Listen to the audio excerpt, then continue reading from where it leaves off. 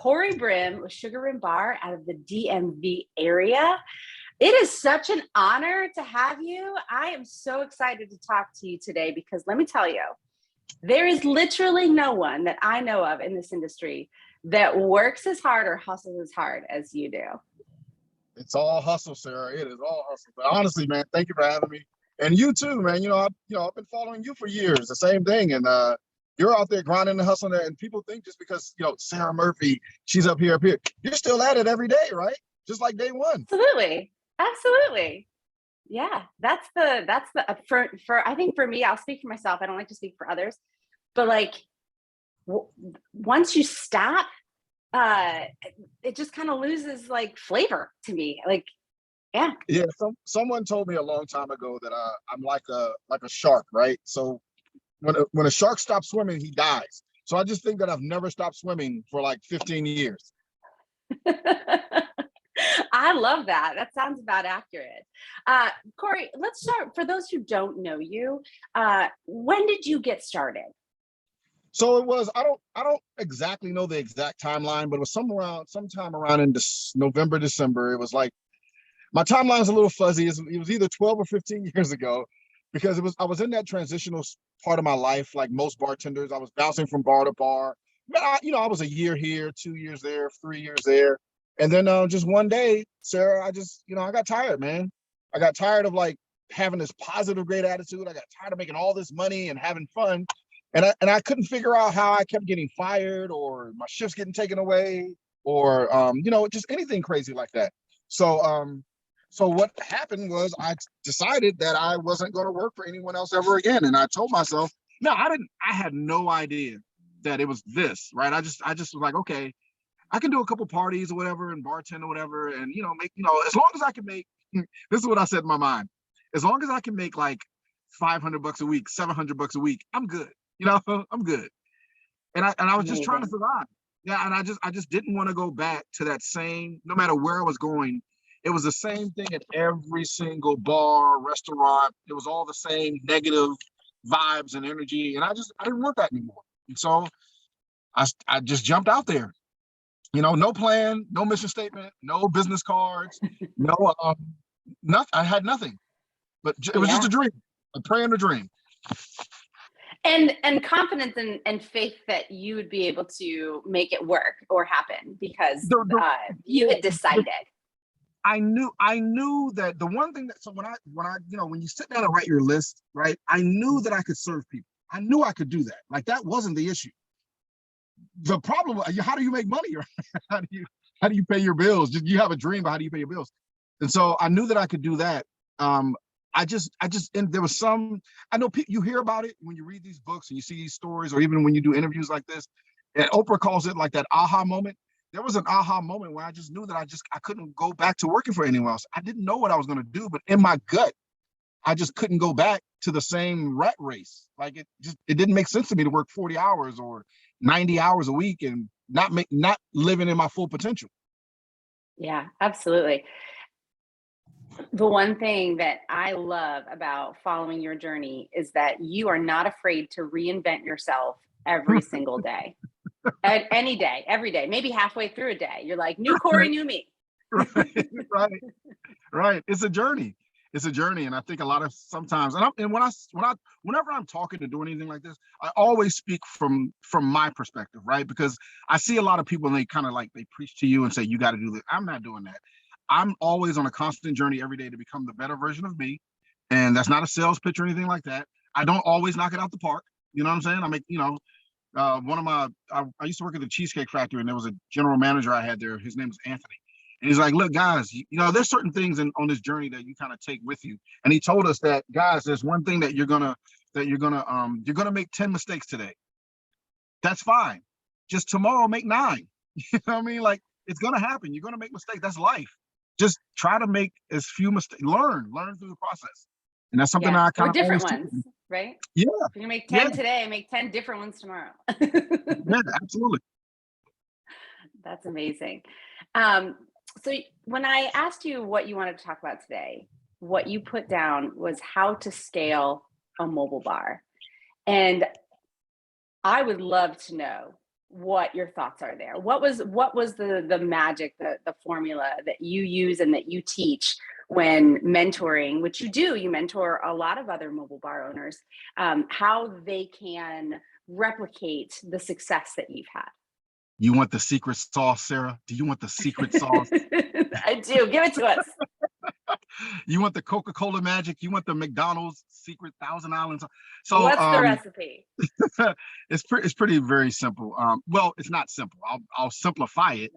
But I grow my business to a point where I believe that customer service transcends everything. And again, I know that sounds sales pitchy, but it's the honest truth, right? It doesn't matter. There are people out there that are way superior, their skill set, but they can't beat me in customer service. I live to serve the customer. And so what I realized as I was growing this business, I would notice that another bartender, a DJ, a caterer, a photographer, they treated these events like gigs. They treated them like side money. And so even when I was not making any money, that never set right with me. It never set right to me that this person hired me to do their wedding. Like they're not going to get married again. So why don't I bring my A game, right? Why don't I over deliver, right? And then once I started over and delivering, I knew, Sarah, I know for a fact, even though I'm sitting here telling you this, and this goes out to all your people and all that, it's a requirement that you have to step up. Most people, they're not going to do the work. I can with almost 100% accuracy tell you that 99% of your competition, they're not going to do the work because it is hard work, and you got to get up every day, and you got to get your teeth kicked in, and you got to not make the money and not get tips. You got to eat that BS sometime. I was willing to go through all of that because I knew that I just know that it's a numbers game, and it's like Las Vegas. If I deliver enough spectacular, monumental, just ground earth-shattering events, if I really took it to the next level, there is no way you're going to sit here and tell me you're not going to refer me to someone. You're not going to think of me. You're getting married now, but you're not going to think of me when you have that first child and you have a cookout at your house. You're not going to think of me when your parents pass away and you need a repast. You have to start becoming that person's personal bartender for everything. We think that, you're just getting married, I'm going to charge you $5,000. It doesn't work that way. What if they just want to hire you for $500, but I lock you in as a client forever? Now I'm getting $5,000 off you forever. And it's not the money. It's not the money. It is the money, but it's not the money. You can't. It is the money because the money's great, but you can't. I never focused on the money. It wasn't about that. I know that, and then I know that I can make let's say I do an event and it's not really my value or really not what I would have charged. Can I put out a tip jar? You know what I'm saying? Can I put out, because my service has to be so great that people in this industry, and that's why I tell people, this is the only thing that I know in life that is like this, other than me taking my clothes off for money, right? Because I'm basically a stripper with my clothes on. If you allow me to put my tip jar out, that's my opportunity to give you the best event you've ever had. Because even if you don't allow me to do tips, I'm going to be so great. People they have to ask, oh my God, can I tip you? Yes, absolutely. So, and then in order to scale, I did that. And then one day a client called me and they say, hey, we need to, we're having an event. I was already booked somewhere else. And then like most people, you either panic or you say, no, I can't do it or whatever. I was like, yes, absolutely. I closed the deal, locked it down, hung up the phone. I was like, oh my God. And then I called Sarah. Sarah, hey, what are you doing Saturday? I was like, look, I got this party for the Bernsteins, and I did their event last year. I'm already booked at the Smiths. Can you just do the event? I'll pay you back then. I'll split the money with you, right? So I'm giving you $100 or whatever. And as long as you went to the event and my client was happy, and you didn't slide them your card, because that's a whole nother podcast. As long as you did that, the client was thoroughly pleased. And they were like, oh my God, we still had the same, it wasn't me, but we delivered on the same customer service. I did that a few times. And then there was one weekend where I booked 10 events in one weekend. I made over $1,000 because I paid, the bartenders, I let them they got their money, tips. I didn't take none of that. I just got a booking fee. There was something that clicked in my mind where I made $1,000 and I wasn't there. I mean, I closed the deals. I talked to the client. I did all that. All the bartender had to do was show up. But I made $1,000, and that's when I knew. Right then, I knew there was no ceiling. There was no limit. I could do this. If I could do this, I can do this anywhere, everywhere, anytime, any Oh my time gosh, zone. I'm like furiously writing notes. Well, when you get a chance, this is go so back and gold. rewatch this. This is my morning inspirational for sure. Right. So I'm gonna distill down some of the things that you just said because there's so much gold in here. So the first thing that I wanted to reflect back to you and to our listeners is that you basically confirmed the value of an idea is nothing. Right. And everyone has them, sometimes 20 a day. Entrepreneurial spirits, a lot of them drawn to this. They see it as something that might be low hanging fruit to get into. Anybody can sling a drink. And the idea is fine, but the idea gets you nowhere. The idea does not get you paid, right? It's not about the idea. And so oftentimes, even when you're probably tending bar, you get this. People come up and they look around, they're like, man, this looks like fun. I could do this. And like the answer is, yes, go ahead. I invite you to try. Like it's not that you can't do it. It's that the idea is worth squat, right? And so I love that. The next thing that I want to reflect back to you and the listeners is that the fear of failure is what oftentimes keeps people back. So let's say you had the idea, paralyzed, right? You had the idea and then you've started to get it going, but then you're so scared of what other people are going to think or what you're supposed to be doing or what, the rules are, or what happens if I try it and I fail. Like you're saying, fail. Like you have to. That's part of the game. You're not going to enter this world and know everything about how this is supposed to go down or what people want or how to do the things. That failure is a part of the magic and you have to be willing to do that.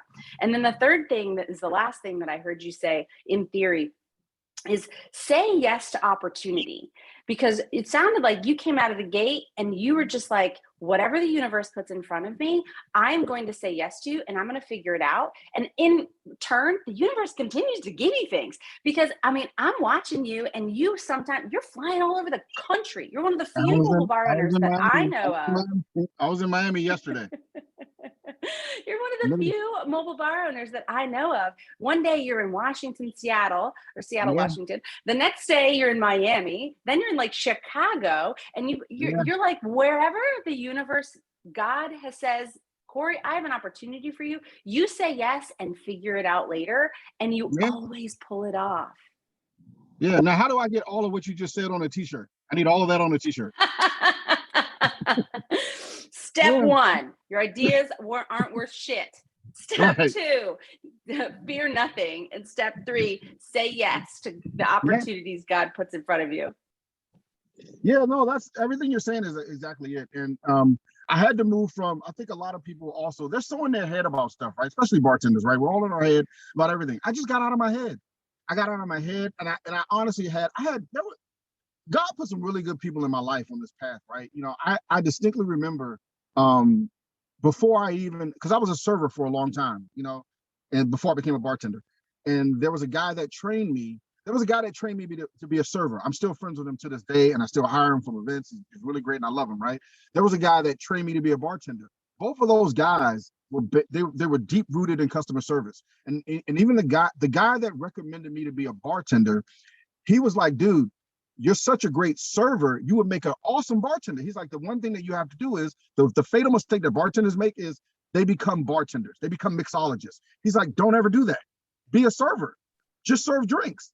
And I kind of like always stuck with me. And that's why I always go back to service, because it transcends color. It transcends status. It transcends economics. It transcends race. It transcends gender.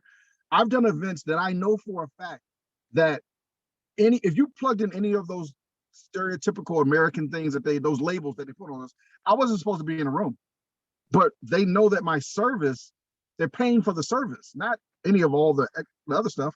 So if I could deliver on that, and then when I'm in that room, I'm going to book another event in that room. No matter how big, small, whatever, I'm in that room for a reason. It's to deliver the service, but someone's going to book me in this room. So doors started opening up. And the thing that you talk about fear, I literally, honestly, you have to jump. And I know Steve Harvey says it. Again, these cliche things. I know you watch Michael Jordan and the YouTube videos, but and it's a personal, no one can make you jump. You have to jump. You can read all the things. You can go to every seminar. You can read every book. You can do every how-to manual. But you have to physically commit. And once you commit, things are going to happen. Mistakes are going to happen. Your best friend's going to stab you in the back. Checks are going to bounce. That's part of it. But there's also peaks. You're going to make more money than you've ever made in your entire life. You're going to meet celebrities that you've been watching from afar. You're going to be able to provide for your family. See, like, we only focus on the negative. I'm just saying, like, that's part of it. But visualize your potential. What could you be? How far can you go? And that's what I'm saying. There's no limit. I just let go, and I just start building the wings on the way down. Oh my gosh. Yeah. Oh my gosh. I love it. Do you have a right hand? Do you have someone who's like your backup in case something happens? Hernandez. Yes. What an important that's so important, I think, right? Because there's a quote, and I'm gonna botch it, but nobody becomes successful on their own. And I think being vulnerable and trusting others is a really important step that some people never make. But you can't reach that next level unless you're willing to. In the very beginning, like everyone else, it's me. It's just me. I'm doing all the events. I'm writing all the emails. I'm sending out all the contracts. I'm lugging everything in my car. Cool. I'm getting it, right? And I'm doing great. Life is great. But you have to really understand, in order to scale, in order to go to your next level, in order to go higher, you have to bring other people in. You have to. That was something in the very beginning that I let go of. I never wanted to micromanage, because I didn't want to be micromanaged, right? If you're telling me I'm a bartender and you believe in me, you know how many jobs I've worked at where the camera's right there and they're watching your every move, which is business. I understand. I get it. But you're trusting me with $1 million worth of inventory, but you're keeping an eye on me. If I just happen to just give a drink away to someone who comes here this person comes here every day, and they've been coming here every day for 5 years, and you're telling me I can't give them one margarita because you're going to fire me? I don't want to be that. No, give the guy a margarita. I'm not telling you to give it to him every day, but he spent 50 grand with us. Give him a margarita. So anyway, so when I started this and when I wanted to scale and go to the next level, and like I said, when I made that $1,000, my mind opened up to I saw the universe in a completely different way. Why am I trying to make all the money? Why am I trying to be a millionaire? I don't have to do that. I just got to find people like this, 10 of them, get them to $100,000, right? What does my life look like if I start pouring into other people, right? What does my life look like if I got 10 people like this on the team and I'm uplifting them, because a rising tide raises all boats? Now, have there been 10 other Jessicas? Yes. There's been other people who've come along who said, look, man, I believe in you. We're going to go to the moon. Where are they now? And that's not a bad thing. Sometimes I think we want so much out of other people, right? Because you have this dream, you have this awesome thing. You want to go global and you want to make $1 billion. But what if that person is only with you for a season? What if that person is only supposed to be with you in order just to get you to the next level? And then think about this. What if because we never think about this. What if you are only supposed to be in their life for a season? Because we always have that thing where it's me, me, me, me, me. No, what if the person, so someone's watching this right now, right? One of your listeners, one of your bartender community, they have a partner or they're partnering with someone and things aren't going right, because we get this all the time. I got a partner, they don't believe in me, I'm doing all the work. That you hear that all the time. What if you're supposed to release that person from your circle? And I'm not telling you to do that. I'm not giving you advice, all right? but what if you're supposed to release that person? What if the journey's over with them? Are you willing? See, I was willing to believe in my dream big enough that even the person that was my ride or die, right? Even the person that was there for me from day one when it started. How can I be Google? Like Mark Zuckerberg, he offered the same thing they were in the room with him. Some people get it, some people don't. It's not my job to decipher who those people are. My job is to find the people that believe in us and what we're doing. We're on a mission. The train's going that way. We're not looking backwards. If you're down with what we're doing, then let's go. We don't need to talk about it. We don't need to meet for the meeting. You know what I'm saying? You believe in what we're doing. I want the best out of you. You want the best out of me. Then let's do it then. And even though I'm speaking this, even though I'm saying it, it's not just talk. You have to roll your sleeves up and you got to get dirty. This is This bar life is a contact sport, and there's so many people out here that don't want to get hit. You got to get hit. You got to take some hits. And some people they're gonna leave you. Like I said, they're gonna backstab you in the back. They're gonna steal your ideas. They're gonna take your money. You're gonna have a joint bank account. They're gonna spend funds on things that you know for a fact that they should. So what? It's just money. I'm saying that now on the other end of the money. Right. You have nothing, and the money's everything. And I'm telling you, man, don't focus on the money. Focus on the journey. And I know it sounds, I know it sounds funny because I can say that now, but that's what I tell people. I've done it. I've done 15 years of it every day to tell you, if I had to do it all over again, if I went back to square one, I would align my business up with people that have vision. Integrity is a massive word for me because you can't teach it, you can't train it. It's got to be in you. Like, to be a good person, to value others and all that, give back to charity, that comes from your parents. You know what I'm saying? That's upbringing. I can't give you that. Like, you have to have that. And I look for those people. And I always say to myself, like, the people that are working for me, do I want to be Wendy's or do I want to be Chick-fil-A? Everybody wants to be Chick-fil-A. Who doesn't want to be Chick-fil-A? I love that. I love that. And I want to say that you don't just talk the talk here, you walk the walk. And it is not unusual for me to see you post about a truckload of carrots or sweet potatoes that are totally free. You're like, look, these are going to go to waste. Like, where can I drop them off? What's your address? I'll drive them to you. And, in a time right now where people are feeling extra scarce, not just the people that don't have, often don't have anything, but even those that, are usually pretty secure, they're feeling a bit scarce. And you're out there just saying, hey, I did the work of going to pick up the stuff. Now, like, don't let it go bad. Like, how, and I just love that. Like, your hustle doesn't end with the dollar. And I think that's an important thing for people to realize, is that if you're only saying yes to the dollar, then this is me, my own spiritual beliefs. I believe the universe sees through that. I believe God is like, oh, I see. Okay. Like, you're only willing to say yes when there's something in it for you. You're not here for me. You're not here to do my work. You're here, to serve yourself. And you are just a wonderful example of what it looks like when someone's like, I'm not just here to hustle to line my pockets. Like, this is who I am. This is an embodiment of what I stand for. And that, that's integrity right there. It's who I've grown to be. Like, so, I get on here and I say these cliche things or whatever, but it literally is a journey. And I do believe in the universe, and I do believe in energy, and I do believe in God, and I do believe that I had to get out of that scarce mindset because we operate within this space where we're struggling. And I did the struggle. We all had the struggle, but I had to remove myself from that because I don't want to struggle anymore. So what we don't realize and what we don't really see, and what I've been able to grow to see, is that the universe is abundant. Like, it literally is. There's so much. But again, we think that, like, I'm not going to help this bartender because do we understand that we're in a multi-billion-dollar industry? I can't do every event. There's no way. So, like, Sarah, where are you at? Where am I at? Oh, Nashville. Yeah, I'm in Maryland. I can't take over the Nashville market. You know what I mean? It's not, right. So you could if you wanted to. Well, why wouldn't I want to partner with you? Why wouldn't I?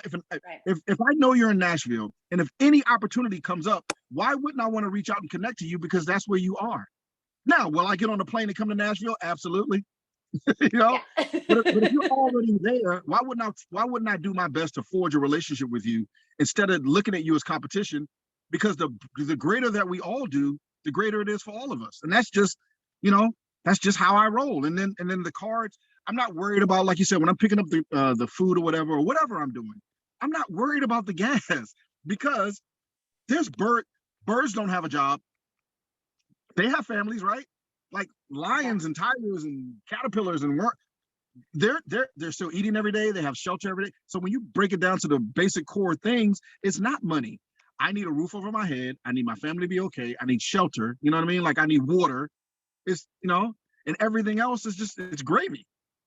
So then when I Absolutely. start looking at that, then everything starts, it's all connected. I mean, we literally, whole nother podcast, not gonna go too deep into that, but you gotta align your life with people that believe that have that same kind of or at least that's what worked for me. I want to be Yeah. aligned with people that I can't want more for you than you want for you. Amen. Absolutely. One other thing that I love about the way that you run your business in your life is that you diversify. And Yeah. speak on that for a minute for people who are starting their mobile bar business or their bartending business, and they're doing the thing, right? There's a very clear thing that we do as bartenders. Um, did you diversify? Why did you diversify? And what do you think the impact of diversification has? And give some examples as to how you've diversified. So before I got into the bar thing, I've always been a hustler, entrepreneur. I've always, and I think that's something that us bartenders have. Like, most successful bartenders you talk to, like, yeah, I used to sell candy in school. Like, there was always something that we did, right?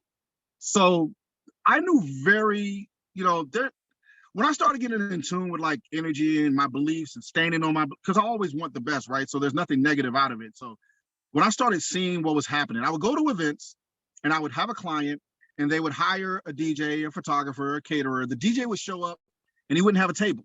The caterer would show up and they wouldn't have a lighter. We laugh about this even to this day, right? They wouldn't have a lighter. Or I would see that they would call all these different vendors. So I said to myself, like, it doesn't make sense. A table is $40 at Home Depot. Like, you're a DJ, you're charging this person $1,000, but you're not going to invest $40 for a table. Okay, light bulb went off. Okay, see, if you've ever read the book, it's by Pablo Ochoa, The Alchemist. Have you ever read that book? Mm-hmm. Mm-hmm. So it talks about that, signs, right? The universe provides these signs. You got to tune into that stuff. So I'm looking at this stuff happening, and the DJ doesn't have a table, the caterer doesn't have a lighter, the photographer can't plug up his backup batteries. So I'm thinking, like, well, why don't I just go buy this stuff? It's $40. So and sure enough, when I put that energy out, I would pull up to an event, DJ wouldn't have a table. I said, oh, I have a table in my truck. So I go get the table. DJ didn't have a linen. I have a linen. You need cocktail tables? You need round. I just started adding and incorporating these. Now, I didn't go out and take over the world. It was one brick at a time, little by little. And then what would happen was I would have 10 tables. I would have 30 linen. I'd have 50 chairs, and so I would end up making more money on the rentals because nobody was talking about this. Nobody was doing this. This is 15 years ago. And what ended up happening was I started seeing these trucks would back up to the event. They drop off the tables and the chairs and the lights, and they were gone. Now here I am, the bartender. I got there the same time they got there. I'm unloading my stuff the same way they're unloading their stuff. But guess who's still at the event working? Me. So I was like, wait a minute. You're telling me I can make the same amount of money and not be here? So I got into the rental business. So when I'm on the phone with my clients, do you need a bar? That was another thing that bartenders don't have. They don't have bars, right? But also they didn't exist back then either. So I started bringing the bar. I charged you for it. Do you need cocktail tables? I charged you for it. So now not only am I a bartender, now I'm providing things that you needed this for your event anyway. You had to have tables. You got to do catering. You need a DJ. So if I could provide that stuff, and not only provide that stuff, I'm giving my DJ an opportunity to expand his portfolio. I'm giving my DJ a chance to grow higher with us, right? So now I used to do events for $99. I don't know if anybody knows that. Back in the day, I used to do $99 events. But now that $99 event is now $1,000 event. How does your life improve if your average event now goes from 99 to 1,000, right? So now I don't have to do 20 events a week. I can do 5. And so once the money started scaling up, then that allows you to, money is we're so stuck in this matrix. Like, you got to have it. You're always hustling for the money. But once you get the money, you start realizing there are other parts of life and other parts of your business that you completely did not see. It wasn't even on your radar because you're trying to hustle for the money. And so I started scaling up, and then I started buying, I was renting trucks, right? And it just didn't make sense after a while. Why am I going to Enterprise every weekend renting a truck? I could just buy a good used truck. I mean, they're way overpriced right now, but I could just buy a good used truck. So that's what I did. And then I bought the truck, and then I wrapped the truck and I put my name on it. And then I started thinking, well, Starbucks has their name on everything. Why don't I put my name on everything, right? So then I just started putting my name on everything. Then I bought another truck, and then I wrapped that, and then I got another truck, and then a box truck, and then, and then I kept reinvesting. And I think a lot of bartenders don't do that. I didn't take money for myself. I took everything that I had, not every single penny, but I reinvested back into the business. And I really honestly see a lot of people, they think because they did an event, they deserve a vacation. I didn't take a vacation. My business is a baby. I got to feed it. I got to nurture it. I got to clothe it. It needs Pampers. It's going to cry sometimes. It needs to walk. And, you got to grow it so now I'm at a point now that it doesn't necessarily operate without me, but I don't have to touch it every day. I don't have to see it every day. She has to, I yell at her all the time, but she has the power to make decisions without me. She can close deals. They still got to come past my tab. They still got to come past me. But she has free reign to make mistakes. And I think that's another thing that a lot of people don't do when they scale out and they diversify. There's going to be people on your team. They're human. They're going to make mistakes. But are you a leader? Are you going to allow them to make those mistakes and grow through them? Or are you just going to do like what society tells us to do? Fire them. I mean, some people deserve to be fired. But some people, if you're really pouring into people and you believe in them and they see your vision, what are you doing to help them? So when you talk about diversify, what are you doing to help the people on your team eat? Because I don't want to be the only one making multiple six figures, taking all the trips. Are they taking trips? My family's good. Is their family good? You know what I'm saying? And so that's the big thing. And I don't know if I'm answering your question, but and then the other things, I'll shut up. Is the other things is and then when I solidified the foundational things of my business, there was an entire world that I had no idea about, Sarah. I didn't know about the trailers. You know what I mean? I had no idea that I could do what I'm doing inside of a trailer. Had no idea that there was vending machines out here. Had no idea that I could get ATMs and Turo and Airbnb. Because you're vibrating, operating at this survival level. Once you get out of that dark abyss, chasm, planet X, wherever, that hell that you're in, you really start seeing that the air smells great, the water's fine, abundance, life, giving, receiving, blessing others, being blessed. You know what I'm saying? I don't even know if we're even talking about bars anymore.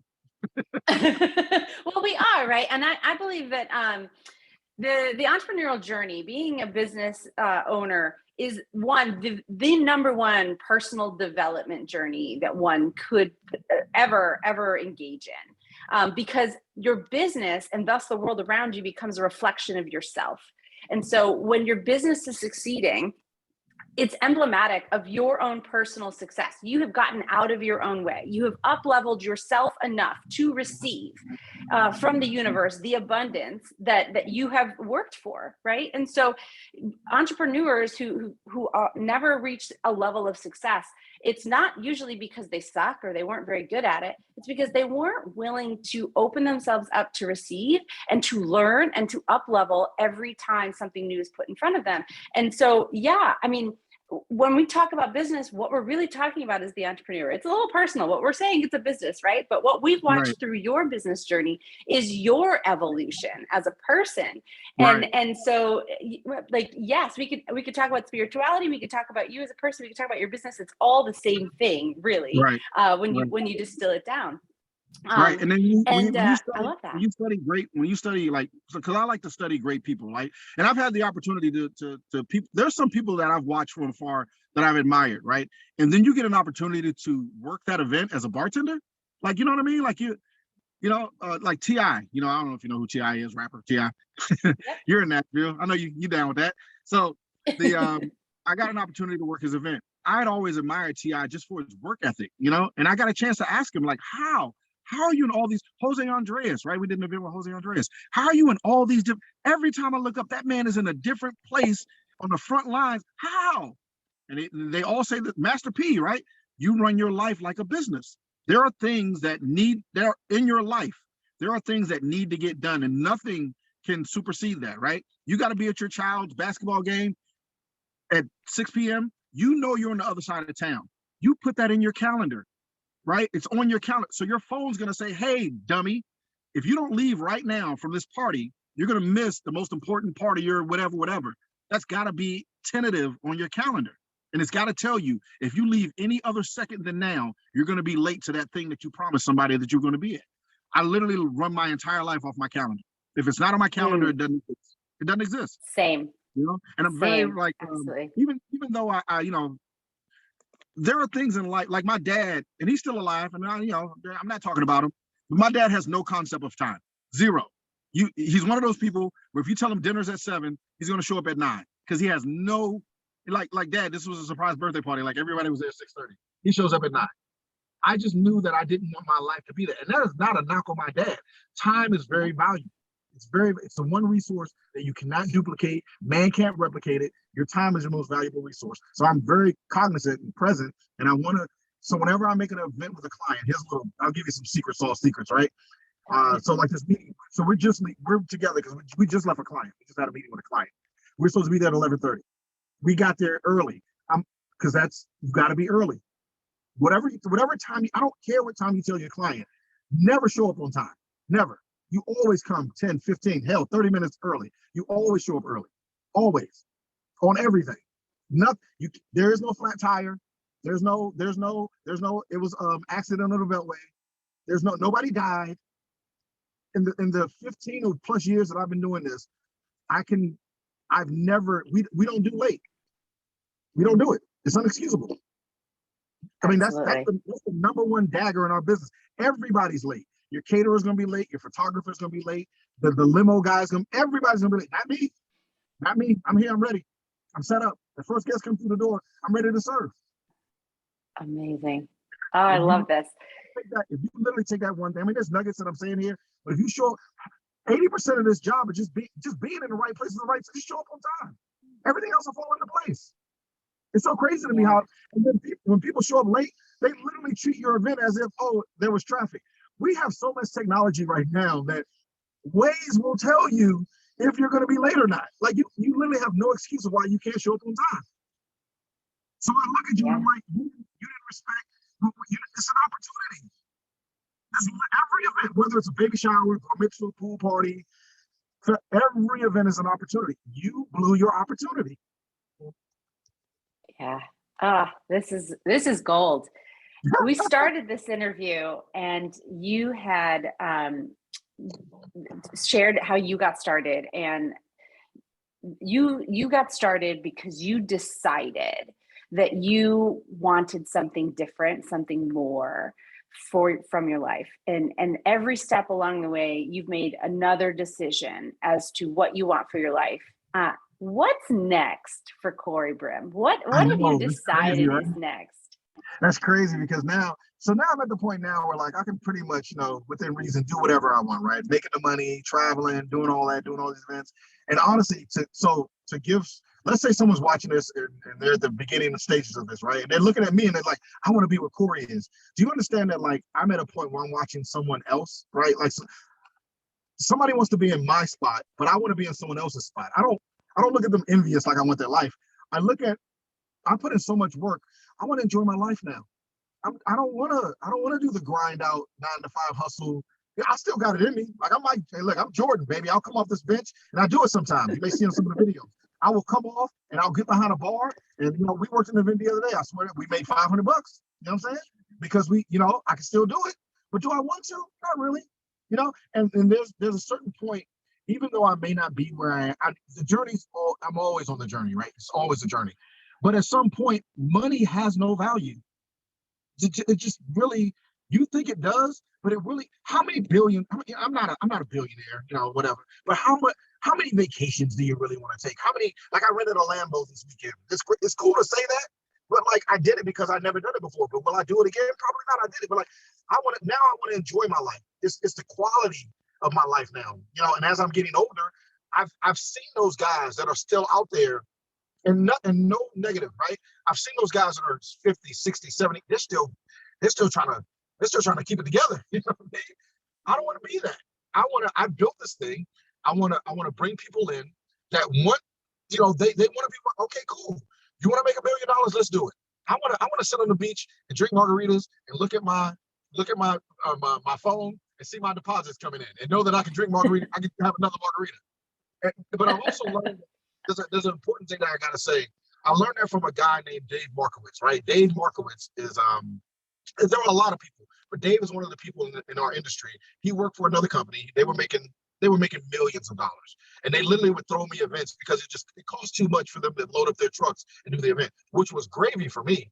But Dave showed me, I would call Dave, and I didn't lean on him all the time, but if I had a question in this business, he would answer it for me, which is like Sarah Murphy's. You don't get a lot of Sarah Murphy's in this business, right? But if you're able to get one, I'm telling you guys, hold on to that person. You have to get a mentor. You have to get someone, and we throw the word mentor around loosely, but you got to get someone that's willing to like hold your hand a little bit in this until you're able to get on your feet. And you have to be pliable. You have to be like you have to be willing to learn. And a lot of people just think they know everything. I wasn't that. I was willing to listen to Dave. He gave me some good advice. I tried it out. Some of it worked. A lot of it worked, and he helped me out. So so when you talk about me mentoring other bartenders, I want to be that. I want to be what I needed. I want to like. So people ask like, where do you get your bar? But I built my first ones. You know what I mean? Because where do you get your shirts made? I'll tell you the guy that makes my shirts. Where do you get your furniture made? Brian Popes is the guy that makes my shirts. His family owns a printing company. He was a bartender that worked with me. He doesn't work with me anymore, but why wouldn't I want to send you to Brian to get your shirts made? Curtis makes my furniture. Why wouldn't I want to send you to Curtis to get the furniture? So when I started pouring back into you or other bartenders or whatever, I'm doing what Dave did for me. And that's the like complete blessing cycle. I don't want to hold you back from seeing you out, because I know that if I do that enough, just like the same way I did that, if I help enough people, someone's going to call me one day and say, hey, Cory, I got an extra ticket to the Super Bowl. My friend just bailed on me. Do you want to go with me? Hey, Cory, we just rented a house on Lake Tahoe, and hey, we got an extra spot in the private jet, and if you could just meet us, I'm there. Sarah, I'm coming. I'm coming. You just said one of my favorite things. And I'm just going to reflect it back again because it's worth hearing twice. It's probably worth hearing more than that. But I've helped mentor hundreds of mobile bars, and not all of them come out of it at the multi-six-figure level. And the differentiator that I've noticed is exactly what you said. Are they coming at it like a sponge? Are they asking questions, even the dumb ones, all the time? Are they willing to be humble enough to recognize that they don't know everything? And if they can do that and then turn around and utilize the information that is given by people like myself and you, they go way farther than those that just come at it saying, well, I know most of this because I've been in this industry for a really long time. So I just have a few questions. If you can just answer these 2 questions for me, that's all I need. Right. Whereas the ones that come at it and say, look, I'm 50 years old. I've been doing all sorts of important things, but like, I don't know this. So teach me this. Anything that you know, any information that you've got for me, I'm willing to take and mold it into something that is my own. They, with almost every single time within 12 months, they're breaking the 6-figure mark because they're the student, right? And that's, I think that's, there's a quote. The student of life, not the business of life. Right. And I think I read a quote once that said something like the master is a master at staying a student or staying, in that position. And so that's my takeaway from this, is that if you can continuously be humbled by the fact that there's information out there that you don't know and that you're willing to receive, then growth is inevitable. Whether it's personal growth, business growth, whatever that might look like. And I've loved every second of this, Cory. It's a joy to watch you. It's a joy to see how valuable you are to other people in the community. You had dropped off the face of the social medias for a little while. Earlier, I think this year, you were struggling with some illness, and you're probably just fucking tired, right? And people were like calling out for you. They're like, "Where's Cory? We haven't seen him in a while." So you are just so valuable to this industry and to the people that look up to you. I don't know how much time we got, but one of the things is that, that was very eye-opening. You start realizing how precious time is. You start realizing, and there's again, I always take it back to day one, right? So a takeaway maybe for some people out there. You don't have to say yes to every client. I didn't know that in the beginning, right? Because you're trying to make a name for yourself. You're trying to break your bone because that's what they tell you, right? But you don't have to say yes. I'm in such an awesome position now because you know how great it feels to tell a client no? You know how great it feels to say, my price is my price? You know, they tell you, hey, I call someone else and they're $50. Go with them. Like, what do you? I'm not lowering my price. Just take them. You don't have to take everything. You don't have to like answer to everything. You don't have to bend to everything. If when you make that decision, because if you're coming from a good space, if you know for a fact that you're going to deliver an awesome event, and you write everything out, and then we always lowball ourselves, right? No matter what, it doesn't matter if the event is $100 or $10,000.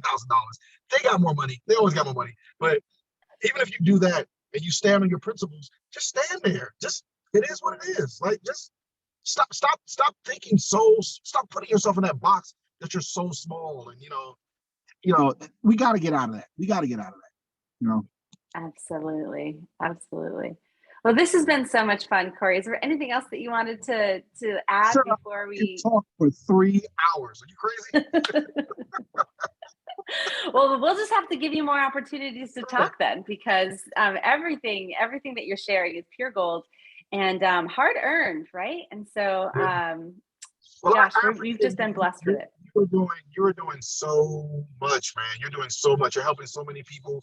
And I'm in the group. I may not be as vocal as I was maybe in the beginning, just because I'm in this kind of fuzzy, ambiotic life right now. I'm trying to, this is the year of me.